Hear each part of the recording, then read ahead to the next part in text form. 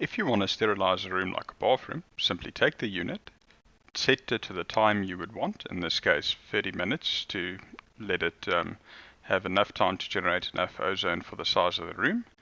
It's great for getting rid of smells in a room and for sterilizing it, especially if you've had guests using the bathroom and it's in a time like now with the pandemic.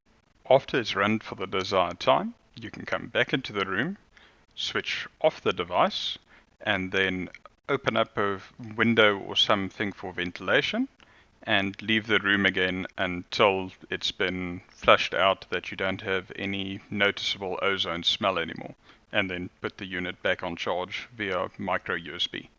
I find that mostly we end up using the unit to sanitize groceries. Simply have a look at the size of the area you want, set a time that will work for your area, turn on the unit. In this case, we're putting it in the trunk of the car, place it there, close the area you want to sanitize, and then leave it to run for the time.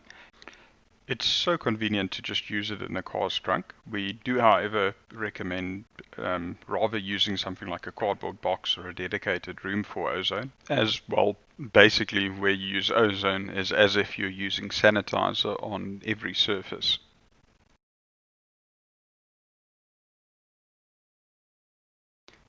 Then when the time is finished, just come back to the car and then you can open it up again. Open it up nice and wide, let everything vent out, give it some time for the ozone smell to dissipate, then you can come get your groceries and pack it away, and it should be as if everything is sanitized in there. When the unit is finished, take it out and turn it off. The reason for this is you'll see it'll keep counting up to say how long it's been since it's finished what it was doing, and this drains the battery over time.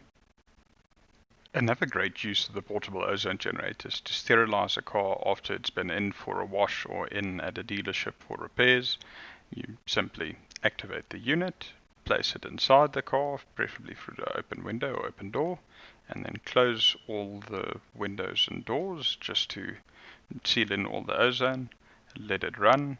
Once its run time is complete, then you can just remove it from the car again, open all the windows, let it stand for a bit to air out until you don't detect any of the ozone smell. Takeaways is another great example of where you can use an ozone generator. Simply take a box, put all your takeaways in there, open up the packaging so that the ozone can get into everything, and then set a few minutes timer on the ozone generator depending on the size of your box. Turn it on, place it in the box, let it run, preferably close the box, and then open the box to let it air, and then once it's aired out, you've got sterilized food. Ozone is also great at taking care of any sort of off smells you might have, for example, like in a fridge.